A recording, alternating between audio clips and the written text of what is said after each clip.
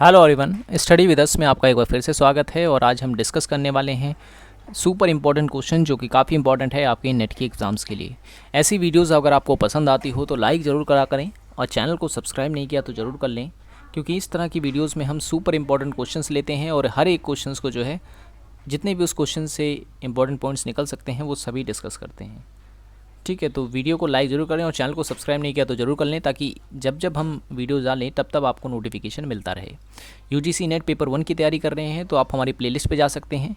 NTA net paper 1 के नाम से हमारी प्लेलिस्ट है। ऊपर आई बटन पे क्लिक करके भी आप हमारी प्लेलिस्ट पे जा सकते हैं और डिस्क्रिप्शन में लिंक ऑलरेडी दे दी गई है। तो चलिए शुरू करते हैं। पहला सवाल जो आज का है वो ये है कि निम्न में से कौन सा शिक्षक की श्रेणी में नहीं आता है। ठीक है, शिक्षक की श्रेणी में नहीं आता है। तो देखें, आचार्य जो है ये शिक्षक ही होता है, चरक भी शिक्षक, गुरु भी शिक्षक, लेकिन विद्यापीठ जो है इसका आंसर है ऑप्शन नंबर डी। विद्यापीठ जो है ये शिक्षा संस्थान होता है, ठीक है ना, शिक्षक नहीं है। तो सही आंसर हो गया ऑप्शन नंबर डी। और भी कई प्रकार के जो हैं शिक्षक होते हैं, जैसे कि आचार्य, चरक तो मैंने आपको बता दिए, गुरु भी आपको बता दिया मैंने, ठीक है ना। और एक वीडियो मैंने बनाई थी स्पेशल इसके ऊपर, तो नहीं देखी आपने तो ज़रूर देखें, ठीक है, प्लेलिस्ट में आपको मिल जाएगी, जिसमें मैंने प्राचीन काल की शिक्षा व्यवस्था जो है विस्तार से बता रखी है। निम्नलिखित में से कौन सा शिक्षण संस्थान है। ठीक है, देखें, गुरुकुल शिक्षण संस्थान है क्योंकि यहाँ पे शिक्षा दी जाती है। विद्यापीठ भी शिक्षा संस्थान है। मठ भी जो है शिक्षा संस्थान होता है। तो उपयुक्त सभी हमारा आंसर होगा ऑप्शन नंबर डी। और भी कई प्रकार के शिक्षा संस्थान होते हैं, जैसे कि अग्रहार, ठीक है, और विहार और घटिकाएँ, आश्रम,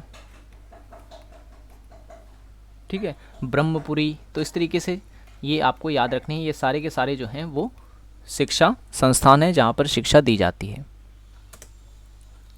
नेक्स्ट क्वेश्चन है, निम्न में से कौन सी शिक्षण विधियों में शामिल नहीं है। ठीक है, शिक्षण विधियों में शामिल नहीं है, आपको बताना है। ठीक है, तो देखिए, तर्क विधि जो है ये भी शिक्षण की एक विधि है। कहानी विधि, जब हम किसी भी विषय को कहानी के रूप में समझाते हैं, ठीक है, तो कहानी विधि भी शिक्षण का ही हिस्सा है। अनुकरण भी शिक्षा का हिस्सा है। तो सही आंसर ऑप्शन नंबर डी, उपयुक्त सभी। ठीक है, उपयुक्त सभी वाले मैं इसलिए लेता हूँ ऑप्शंस, ताकि जो है अच्छे से कंसेप्ट आपका क्लियर हो सके और ज़्यादा से ज़्यादा कंसेप्ट आप समझ पाएँ। ठीक है, नेक्स्ट क्वेश्चन है, यूनेस्को के अनुसार शिक्षा के 4 प्रमुख स्तंभ कौन से हैं। ठीक है, यूनेस्को के अनुसार, UNESCO। चलिए, आपके लिए क्वेश्चन है, आपको यूनेस्को का फुल फॉर्म कमेंट में टाइप करके बताना है। ठीक है, यूनेस्को का आज का क्वेश्चन है आपके लिए, यूनेस्को का फुल फॉर्म आप मुझे टाइप करके बताएंगे। तो क्वेश्चन में ऑप्शन ये कह रहा है, जानकारी के लिए सीखना, बिल्कुल ये सही है। कुछ करने के लिए सीखना, ये भी सही है।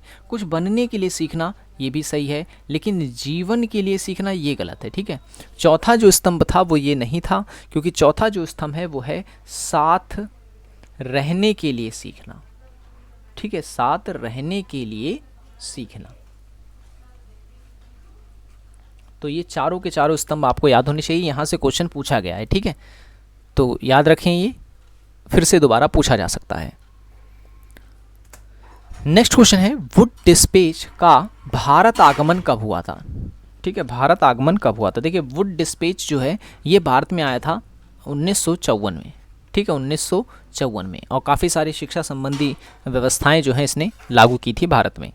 और उसके बाद और भी कई प्रकार के आयोग थे जो शिक्षा से संबंधित थे, जैसे कि हंटर आयोग पूछ ले अगर आपसे, हंटर आयोग कब आया था भारत में, तो ये आया था 1852 में। ठीक है, और उसके बाद अगर आपसे पूछ ले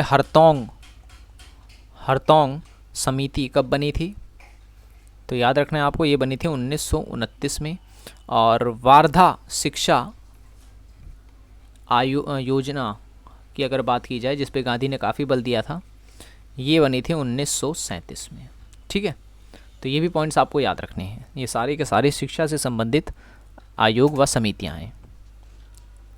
नेक्स्ट क्वेश्चन है, निम्न में से कौन सा घटक CPU यानी कि सेंट्रल प्रोसेसिंग यूनिट, कंप्यूटर का मस्तिष्क कहा जाता है इसे। ठीक है, कंप्यूटर का मस्तिष्क कहा जाता है CPU को, यानी कि सेंट्रल प्रोसेसिंग यूनिट को, का हिस्सा नहीं है।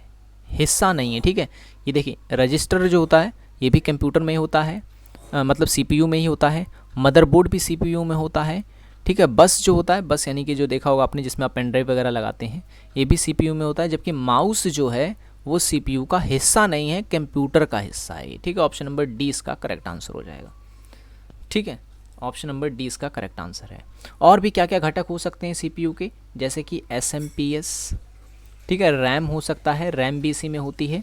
ठीक है, बैटरी हो सकता है, ठीक है, बैटरी हो सकता है, और डीवीडी राइडर हो सकता है।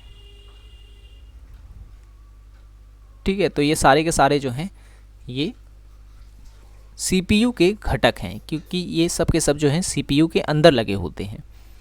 ठीक है, तो ये भी आपको पॉइंट्स याद रखने हैं।